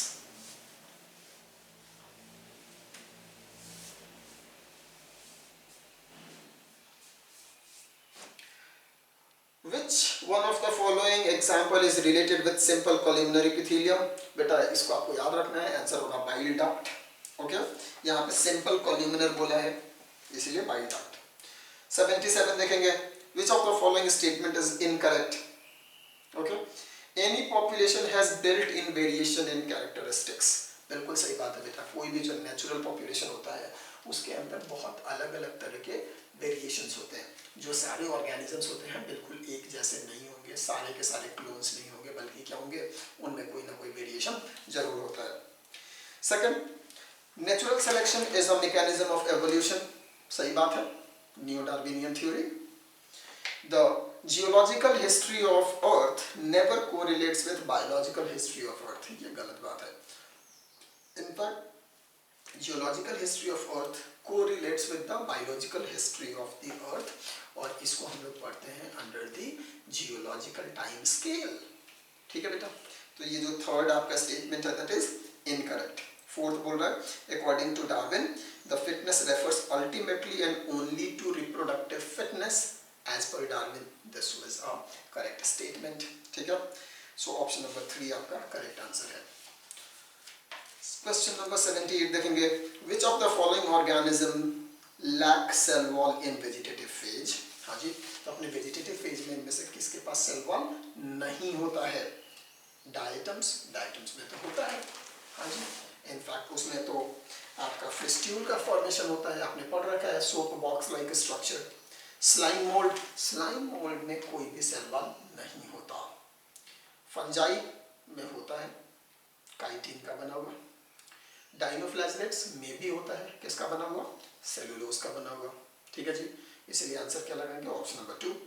क्वेश्चन नंबर 79 देखेंगे। Micro organisms which have high rate of biomass production and growth can be expected to produce tons of protein as. Fact and figure है, याद रखेंगे। मिथाइलोफिलस मिथाइलोट्रोपस एक micro organism है जिसके की biomass production सबसे अधिक होती है। ठीक है, ऑप्शन नंबर 4। क्वेश्चन नंबर 80 देखेंगे। A basic amino acid is lysine. ठीक है जी, lysine is a basic amino acid. 81 देखेंगे, outbreeding devices are characteristics of, outbreeding devices किसके कैरेक्टरिस्टिक्स होते हैं? कैस्मोगैमस फ्लावर के, हाँ जी, and autogamous flower, option number 1 लगाएंगे कैस्मोगैमस फ्लावर। 82 देखेंगे बेटा, given below is a diagram showing parts of an eye, mark the options with correctly matching a statement with its labeling। ठीक है बेटा, इस आई में अगर ध्यान से देखोगे तो जो ए है that is your cornea, C is iris, B is ciliary body, F is lens, D is your macula lutea and E is blind spot। ठीक है बेटा, अगर हम ऑप्शंस पढ़ते हैं तो इसमें से करेक्ट आंसर क्या है? Option number 1 C, visible coloured portion of the eye, यानी कि आइरिस की बात कर रहा है। Okay, great. Question number 83, again आपको रॉन्ग पेयर बताना है, A B C and A B जो है वो आपका कॉलम्स दिया हुआ है, उसमें से करेक्ट पेयर बताना है। आरबीसी 5 मिलियन टू 5.5 मिलियन पर MM cube of blood, this is correct. WBC 6000 से 8000, बिल्कुल सही है। प्लेटलेट 1.5 टू 3.5 लाख, बिल्कुल सही है। थ्रोम्बोसाइट, बेटा थ्रोम्बोसाइट प्लेटलेट का ही तो दूसरा नाम है, ठीक है, और प्लेटलेट कितना होता है? 1.5 टू 3.5 लाख पर एमएम क्यूब ऑफ ब्लड। यहाँ पे थ्रोम्बोसाइट में क्या लिखा है? 6000 to 8000, that is a wrong statement, so option number 4 is your correct answer. 84 देखेंगे question, which group shows most extensive metabolic diversity? Bacteria, bryophyte, algae and protista. बेटा जो bacteria होता है उसमें सबसे डाइवर्स मेटाबॉलिक एक्टिविटी होती है, ठीक है, क्योंकि इनमें chemo autotroph, chemo heterotroph, photo autotroph, oxygenic, anoxygenic, हर तरह का मेटाबॉलिज्म बैक्टीरिया में आपको देखने को मिलता है। Okay, most metabolic diverse kingdom is kingdom Monera. Option A, option 1 is correct. Question number 85, the rate of sample diffusion is not affected by gradient concentration, होता है। permeability of membrane पे depend करेगा, टेम्परेचर पे भी depend करेगा, availability of ATP पे depend नहीं करेगा, क्योंकि ये सिंपल डिफ्यूजन है, it is a passive process not an active process, इसीलिए ये ATP पे डिपेंड नहीं करेगा। 86, नाइट्रीफाइंग बैक्टीरिया, बेटा इसमें ध्यान देंगे, नाइट्रीफाइंग बैक्टीरिया पहला ऑप्शन दे रहा है ऑक्सीडाइज अमोनिया टू नाइट्रेट, हाँ जी बिल्कुल सही बात है, इनको हम बोलते हैं AOB, ammonia oxidising bacteria. Second है convert free nitrogen to nitrogen compound, बेटा कोई भी नाइट्रोजन कंपाउंड में कन्वर्ट करेंगे तो हम उसको नाइट्रीफाइंग बैक्टीरिया नहीं कहते। नाइट्रीफाइंग बैक्टीरिया कौन होते हैं? जो कि देखिए नाइट्रीफाइंग बैक्टीरिया कौन होते हैं वो यहाँ पे देख लीजिए,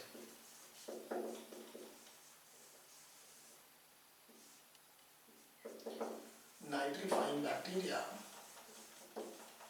वो होते हैं जो एटमॉस्फेरिक N2 को या तो अमोनिया में कन्वर्ट कर दें या अमोनिया को नाइट्रेट में कन्वर्ट कर दें, सॉरी नाइट्राइट में या फिर नाइट्रेट में। ये तीनों रिएक्शंस को कैटेलाइज करने वाले को हम क्या बोलते हैं? नाइट्रीफाइंग बैक्टीरिया, ठीक है, इसीलिए ऑप्शन नंबर 1 जो है आपका सही होगा। ऑप्शन नंबर 3 जो है वो बोल रहे हैं कन्वर्ट प्रोटीन टू अमोनिया, इसको हम बोलेंगे अमोनिफाइंग बैक्टीरिया। क्या बोलेंगे? अमोनिफाइंग बैक्टीरिया, जैसे बैसिलस रेमोसिस।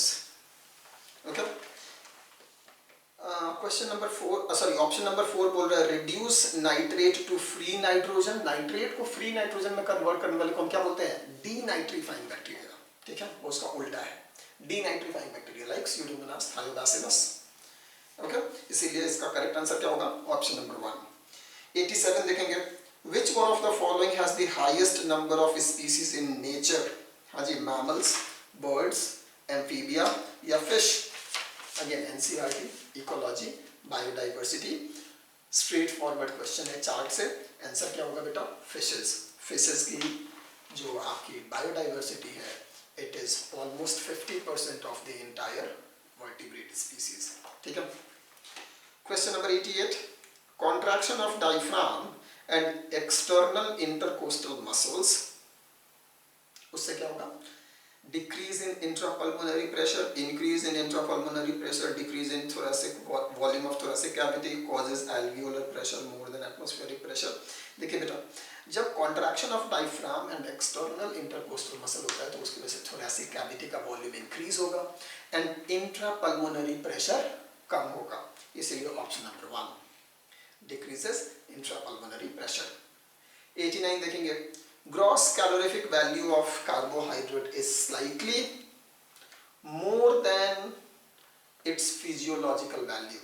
ठीक है, तो जो आपका कार्बोहाइड्रेट की ग्रॉस कैलोरीफिक वैल्यू होती है वो आपके नेट या फिजियोलॉजिकल वैल्यू से थोड़ी सी अधिक होती है। ऐसा क्यों है? क्योंकि थोड़ी सी एनर्जी लॉस होती है उसके कैटाबॉलिज्म में। ओके, क्वेश्चन नंबर 90 देखेंगे, identify the correct match column 1, 2 and 3 के बीच में। बेटा ये जो क्वेश्चन है ये थोड़ा सा एनसीईआरटी के बाहर जा रहा है और दिस इज अबाउट फ्रूट्स। हाँ जी, उनके एग्जाम्पल। लुमेंटम क्या होता है? लुमेंटम आपको देखने को मिलेगा टैमेरिंड में, और टैमेरिंड क्या होता है? वन सीडेड मेरीकार्प है। ओके, क्रीमोकार्प जीरा, हाँ जी, और ये क्या है? कार्पोफोर है। रेगमा कैस्टर जो है उसका एग्जाम्पल रेगमा का एग्जाम्पल कैस्टर है। ठीक है, और ये क्या है? कोकस है, सर्कुलर होते हैं इसलिए। एंड कैरेसेलस, कैरेसेलस का एग्जाम्पल है ऑसिमम यानी कि तुलसी, और ये क्या है? फोर मेरीकार्प है। ठीक है जी, ये क्या है? मेरीकार्प का एग्जाम्पल है, इसीलिए करेक्ट आंसर क्या होगा आपका? Option number 1। ओके, सो ये आपके 90 क्वेश्चंस थे बेटा of your major test 1। I hope आप लोगों को जो परेशानी होगी वो सॉल्व हो गई होगी and you found that this session meaningful and you have gained some knowledge out of it. So keep learning, keep studying. ठीक है, और कुछ डाउट्स होता है तो जो फोरम्स हैं उन पे आप पोस्ट कीजिए, we will answer them. And obviously जो आपका टाइम है बहुत कम है, so जी जान लगा दो बच्चा लोग। Okay, and it's time for then I need to go. Thank you very much. We will meet again in the next discussion of MJT 2. Great, thank you very much.